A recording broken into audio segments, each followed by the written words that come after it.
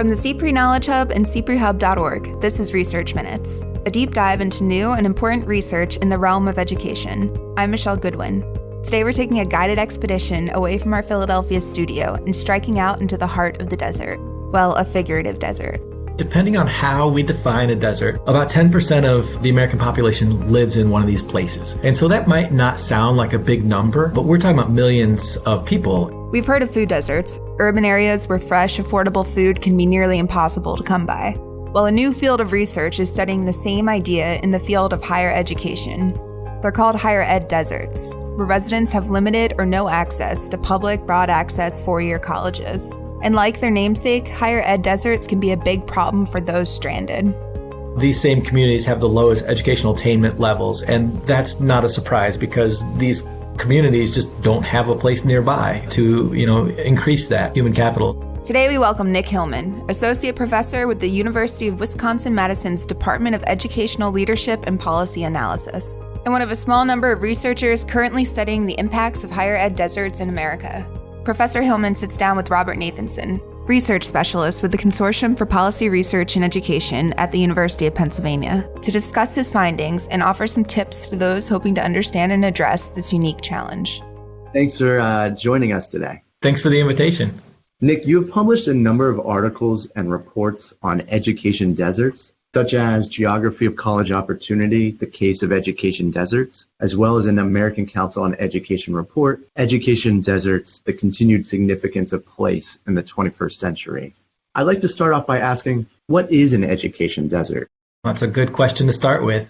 There is not a definition that is permanent, and there's not a definition that is going to always satisfy everybody's imagination when it comes to the education desert. It's more of a concept, maybe even a proof of concept that place matters. And so in these papers that I've published, I have to define it somehow, and I use a pretty extreme definition in my mind. And it is a community that either has zero public colleges in it or only one public college in that community. And so there are two different, I think, sort of challenges right off the bat with this definition. The first one is, well, what the heck makes up a community in the first place? And then the second one is, why public colleges? And so if I may indulge for a minute here, the idea of community or the idea of local area could be defined in so many different ways. But at least the way I've been thinking about it, and this is also the way that Raj Chetty and his team have been working on upward mobility in geographic areas, they use these clusters of counties that are called commuting zones. And so we might be more familiar with metropolitan statistical areas or micropolitan statistical areas, but if we only restricted analysis to those types of areas, we'd limit ourselves from a lot of rural places that aren't captured in those. And so anyhow, these commuting zones include all the counties across the U.S., and they use what are called journey to work data. So it basically takes people's home addresses, their work addresses, and sees literally where people are commuting back and forth. And so counties statistically cluster into commuting zones. So there are like 750 or so commuting zones around the country. And so each one of those commuting zones is a local area. And so in a commuting zone, if there are zero public colleges, then they're an education desert. If there is only one public college that's an open access institution, then it's an education desert. I think that's really relevant because a lot of the decision-making process for individuals are where are they going to attend school, and often that's a local decision. One question I had was, could you provide an example of an education desert? Yeah, I'll start with one example. I want to jump back to the point that you just raised, though, because it really is a fundamental one. You said that educational choices, college choices, are very local decisions, and that's absolutely correct. Interestingly, though, when you start to dig into the academic research and even the policy research and kind of listen in on these policy conversations, that silence would be deafening. This would not be an issue that comes up. And I think only in the recent last couple of years, maybe even still today, there's still a lot of room to go. But I think it's almost like a new awareness that college choice is an extremely localized decision, but we don't always think about it that way. So I think that fits right into this, and that's why looking at place matters so much in college access and college understanding college inequality. But your question, though, is about an example. And so I'd love to share one example. And this hits a little bit too close to home, literally too close to home. But I noticed that these are stories that can be replicated all across the country. And so in my home town, northern Indiana, Elkhart, Indiana, my own personal family experience was caught up in this whole entire idea of education desert. My parents, my siblings who live up there were all unemployed during the recession, like 25% of Elkhart County. It was a very, very depressing time for that place. And by an economist sort of thinking, and I'm no economist, but an economist might say, well, now you have all these unemployed labor, their opportunity cost to go back to college is extremely low. So they have now time to go and invest in themselves by going back to college. And that sounds great on paper. And in some places around the country, that's exactly what happened. But in Elkhart, Indiana, that did not happen. And the reason, I think, one of the main reasons why it did not happen is because there's not a college nearby. And so I think that was sort of the aha moment. Like these are these real important structural barriers that are sort of hiding in plain sight. So in Elkhart County, northern Indiana, there is a technical college, a community college that's sort of in a strip mall. But if you want to go to a 4-year sort of bachelor's degree institution, you're going to drive a half hour away to South Bend. And if you're anything like my family, transportation is not always reliable. And there are expenses that go along with making that commute daily. So that's one example of education desert. However, in my research, I highlight these places all over the country. You could go down to the border of Texas, and you could find one community, the Uvalde Eagle Pass Commuting Zone, and there's one community college, and there are about 100,000 people live there. You go 3 hours north, and you find a very similarly sized community that has about 4 public colleges and the same amount of people who live there. Why is it that just a few hours away you have 4 colleges in a community that is actually largely white, and then you have 3 hours south, only one community college in a community that's largely Latino?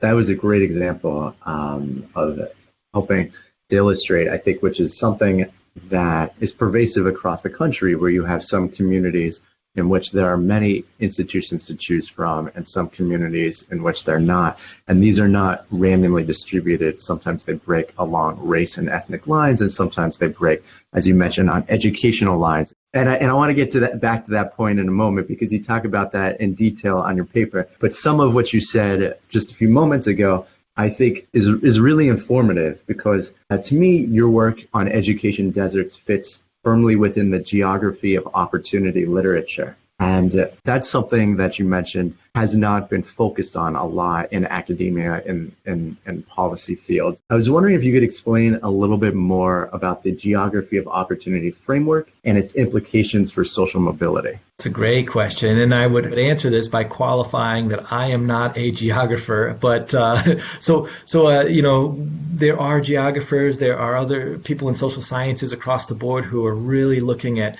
the role that what we call built environments play in shaping opportunities. So built environment, we can think about it in terms of where are our supermarkets located, and people have looked into this with respect to food deserts. Several years ago, that became a popular concept, and so popularized that it's actually now in the Farm Bill. So legislation has acted upon these structural inequalities that exist in terms of how to get nutritious and healthy, affordable food into communities that simply don't have it nearby. And to assume that somebody can, just drive to some far off neighborhood to buy healthier choices or healthier food just doesn't quite fit with the way that we know that people behave within their communities. And so geography of opportunity really wrestles with the idea of your built environment, the structural, the infrastructure that are in place, whether it's food, public libraries, public transit, your availability of healthcare clinics. There are healthcare deserts as well. We look at our schools as one of these other very important social institutions located in communities where people live and work. And so to blend our infrastructure with our behaviors is I think really where the field is heading, and it's where geographers, especially critical geographers, have already gone, and it's where I think behavioral economists are really interested in as well. They want to see why is it that people might make sort of suboptimal decisions, at least theoretically suboptimal decisions. And sometimes it's because of proximity, convenience, stress, time, habits, you name it, all these sort of things that are part of not just our individual experiences, but also functions of our built environments. I couldn't agree more. So specifically in the context of higher education, the concept of an education desert, the geography of opportunity present an alternative structural framework for thinking about college choice than the traditional individual choice model. So how do the frameworks differ, and what does a spatial orientation to higher education help shed light on that the individual choice approach might overlook?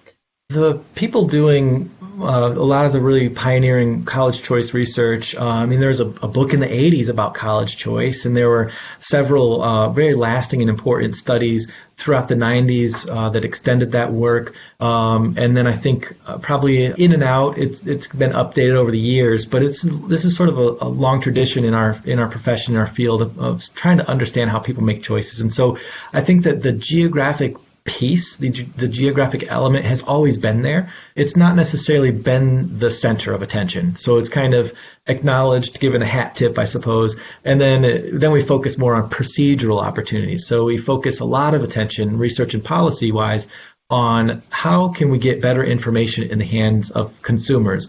How can we help students be more prepared for college by exposing them to schools or sort of teaching them about the expectations and the academic expectations of college, how to navigate financial aid, you name it. All these sort of procedural steps have lately become where a lot of the excitement is in terms of the academic research and policy research, because these are things that you can manipulate. These are things that you can run an intervention on and run interesting trials on and really find important and useful things that can inform practice. Geography is a tougher nut to crack. I think that it's always been there in college choice research and the way that people think about college choice. But it's one of those things where it's like, well, what do we do about it? How can we manipulate geography? How can we change that? And I think that there are answers. But I think that's also why we focus more on the process of college opportunity rather than the geography of college opportunity.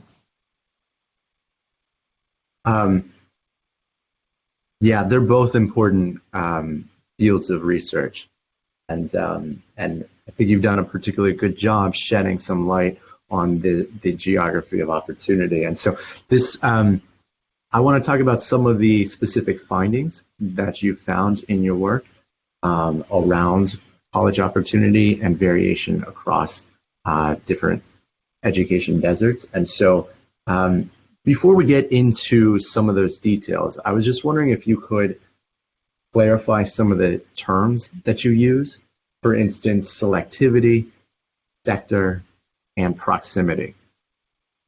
Yeah, great question. Great place to start. So selectivity assumes that colleges review applicants that come in. So a student must apply to the college. The college has to then screen out the students who could get admitted and not admitted.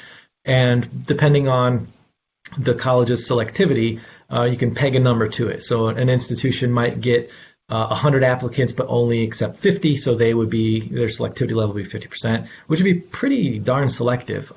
Most colleges are pretty open access or broad access institutions where they admit upwards of 80, 90, or even 100% of applicants. So even if we oftentimes have an image in our head of a student, applying to a number of colleges and casting wide nets in terms of where they're applying, I think the modal number of applications is like 1 or 2. Most students apply to a pretty narrow set of schools. And so selectivity matters because I oftentimes, and I think we as a field don't oftentimes think about broad access institutions and open access institutions where they actually enroll the lion's share of students. So selectivity matters in this respect because I'm very less interested in highly selective schools. I'm more interested in schools that are open access and broad access because those are the ones that students can walk freely in and out of, at least in terms of the application process being a hurdle that shouldn't be as large as it is in other places.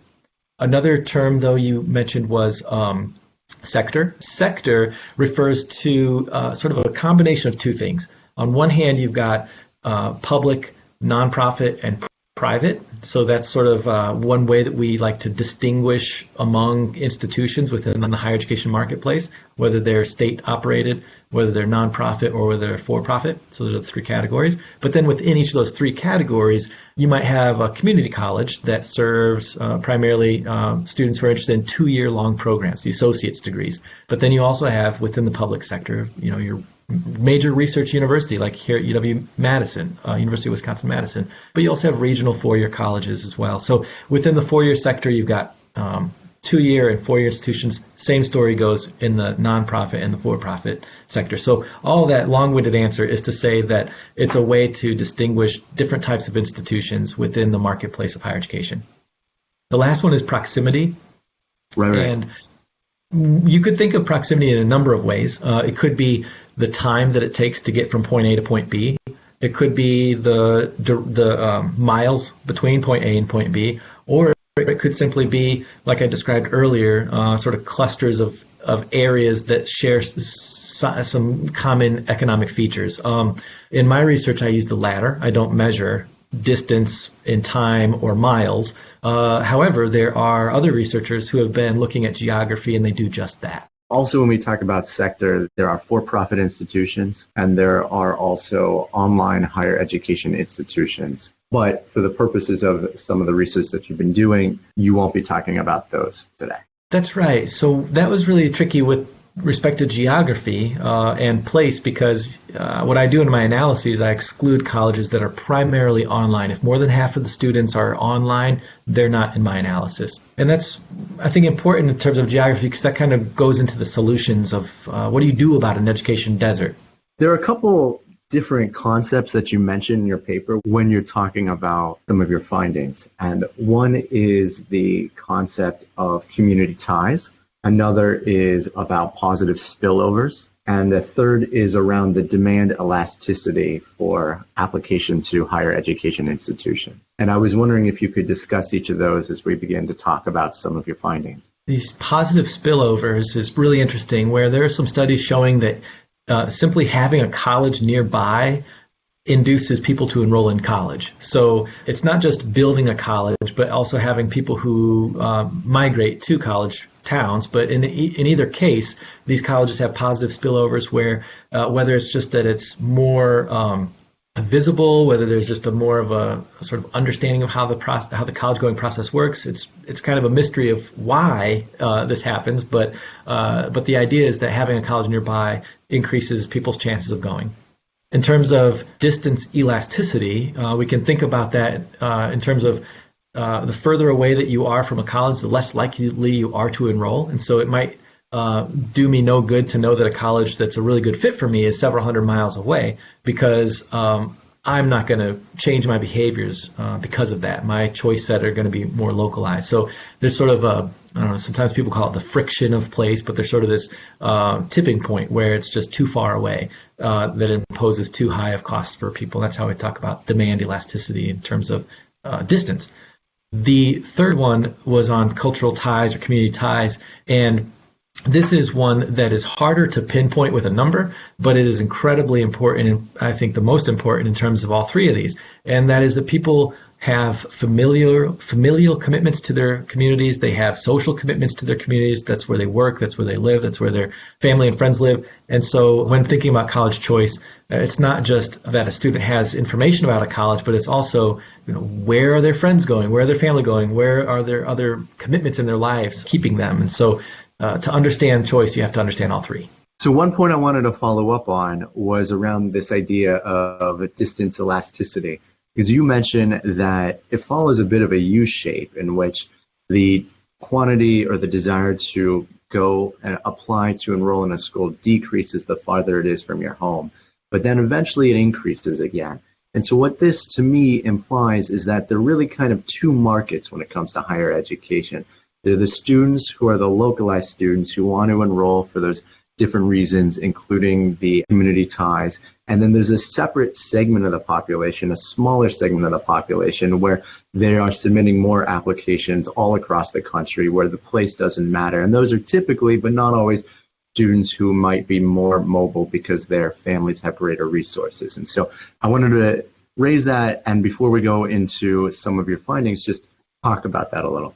Yeah, I think that's exactly what is interesting and important about all of this is that you're right. There are two different markets. There are very different profiles of students. And the concern that I have is that policy conversations oftentimes focus on the latter group, the high flyer students, the very mobile students. And I think the reason policy conversations focus on these students is because the policymakers themselves or the staff members that are advising these policymakers or the advocacy community that sort of surrounds these policymakers maybe have had that as their experience. And so I think that this, for me, is a way to be more culturally competent, more open, and more representative of students who don't always get their voices heard in these conversations. And so the marketplace that's highly localized, northern Indiana, the border town I referred to earlier, these communities where people are making choices, they're choosing the college down the street.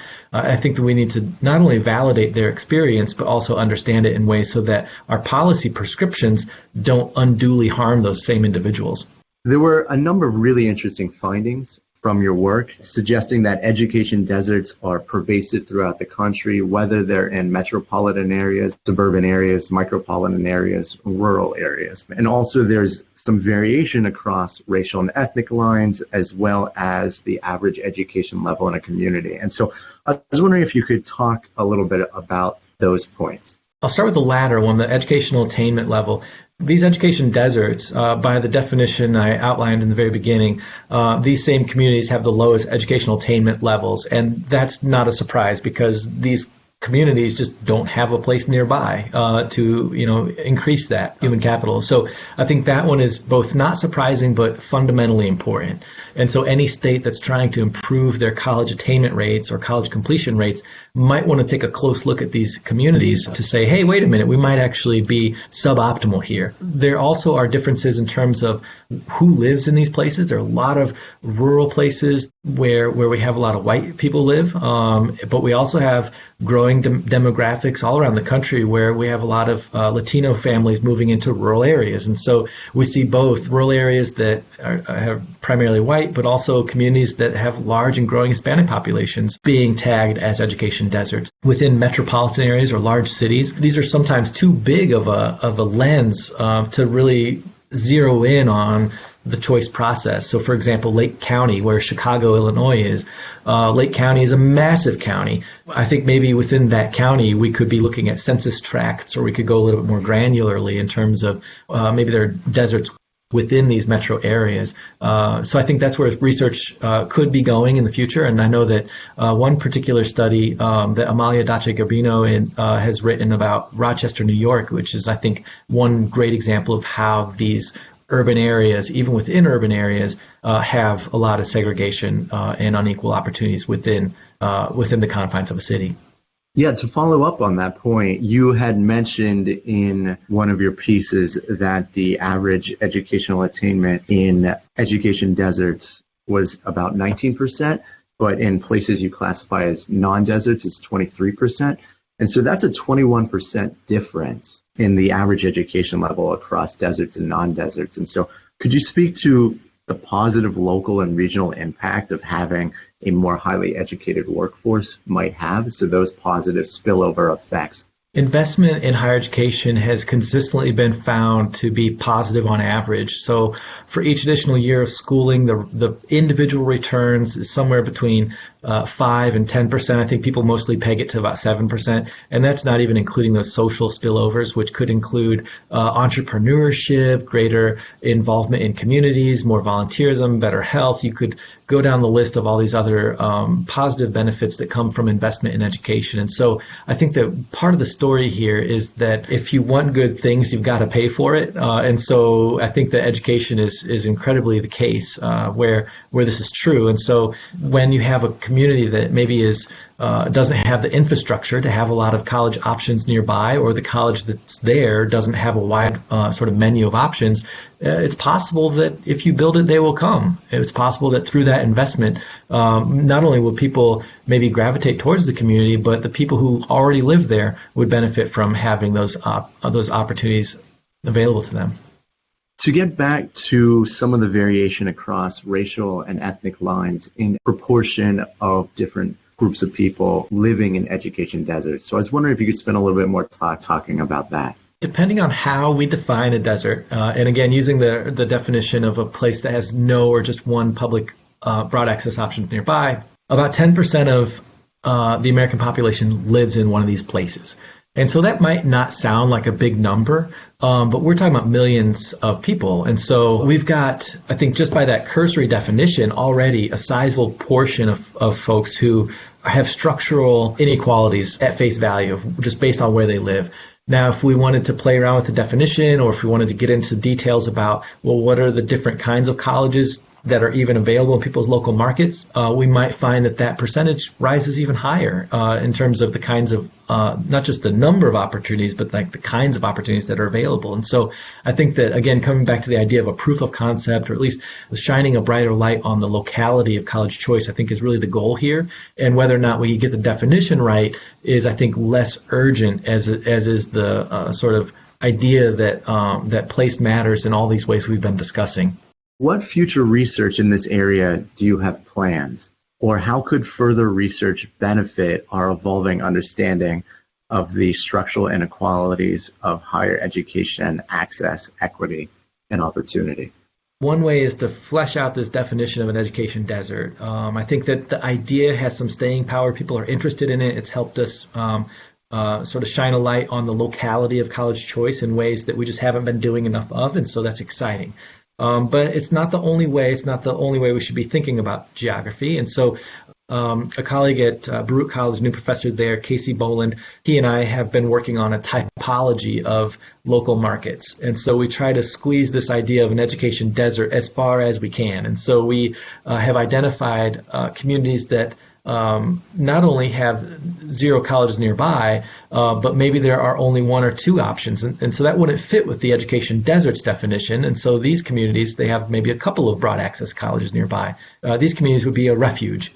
And so we also might have some communities around the country that have a whole lot of colleges nearby that are also broad access public institutions, and not just two or three of them, but several. And these communities could be called oasis if we want to try to expand our, squeeze this education deserts concept as far as we can. And we even have places around the country that are mirages, that have a lot of institutions nearby, but they're sort of off limits in terms of being too selective or too expensive for students. And so sort of thinking about deserts in sort of twisting the definition around in some ways that are more inclusive and maybe less deficit oriented, because just because there's a desert doesn't necessarily mean that that's a bad place to live. The college that's located there might be doing wonderful things for their communities, and we want to be sure to lift that up and understand these deserts more, but also understand these other places, mirages, oases, and refuges. So I had two final questions for you. One is, how does your work relate to states' historical planning of their higher education systems, and how does it inform states' future higher education decisions?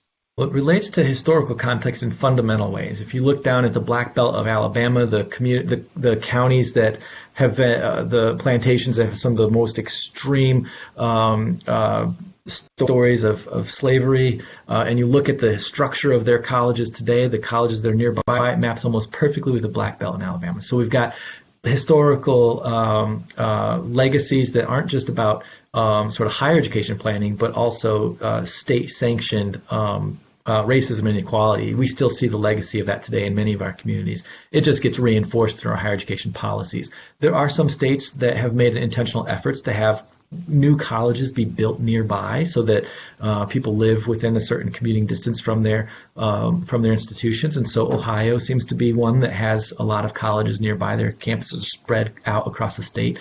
And other places, they haven't quite taken the same kind of planning. So you see variations across states that are both functions of their education systems, but also functions of their broader political histories and legacies. What that means for today is that policymakers, especially at the state level, have no excuses for those for that history. They have all that information. They know this history exists. They know these inequalities exist, and so they're elected to solve problems. And so, from my vantage point, a state policymaker interested in this stuff would find out where they have structural inequalities in their state. If they're interested in geography, this is one way that they could go about pinpointing those inequalities, and then they could find ways to solve those problems that are related to those inequalities. So, for example, they might build the capacity of the institutions that are serving their communities. They might find ways to make those colleges more affordable, even more accessible. You might find ways to have better linkages between those colleges and maybe other institutions in their commuting zones or their high schools in their community. You name it. The context will differ from state to state, but I think that the relevance today is extremely important, and I think even more so politically for rural areas that are losing population, and these elected officials representing rural areas might be very interested in finding ways to reinvest. I think that sometimes we focus on federal policy, but there's so much action and so much good work that's being done at the state level that it's really interesting to think about how the geography of institutions vary on a state-by-state basis. And the solutions would, of course, vary across the states. What are some ways in which institutions might be able to expand opportunities in education deserts? Think of this in two ways. I think of this as sort of a neutral force and a proactive force. So I think on the neutral side, and this is where I started thinking about the education deserts topic in general, and it's related to some federal policy conversations that were aimed at trying to hold colleges more accountable for their outcomes. And at least at the time, a few years ago, policymakers were thinking about penalizing colleges that had the poorest outcomes. And on the face value, that makes a lot of sense. But then I started thinking, well, gosh, what if it's the only college in town? What if it's the only college nearby? Now they're not only going to be penalized, but maybe even could shut down. And is that going to leave people better off? And so sort of the neutral perspective is that maybe colleges that are located in these education deserts could get some sort of a waiver or some sort of exclusion or some sort of an appeal process to make sure that that communities weren't left sort of holding the bag there. On the proactive side, though, I think it really comes down to this idea of capacity building. And that term can sometimes be overused and nebulous in higher education, especially recently. But if we think about the resources that it takes to not only educate a student, but to educate a student in ways that sort of make up for some of the inequalities that they come to the door having with them. So, for example, students who are coming from highly segregated or unequal schools, students who are living in poverty or from low-income families, how can we not only provide them ample resources to educate them well, but also lift them up in ways that we're doing above and beyond at other places. And so this idea of capacity building might come in the form of greater financial assistance for individuals. It might come in the form of technical assistance for the colleges in these places. It might even come in the form of professional development and trying to help those colleges just make the most of their human resources that they have so that they are firing on all cylinders. Nick, this has been really informative. I really appreciate your time, and thank you very much. The pleasure is mine. Thank you for the invitation. Thanks for listening to Research Minutes, presented by CPRE Knowledge Hub. For more episodes or to subscribe to the series, visit us at cprehub.org. That's cprehub.org. To share your thoughts on today's episode or suggest future topics, follow us on Twitter at CPRE Hub. We look forward to you joining the conversation.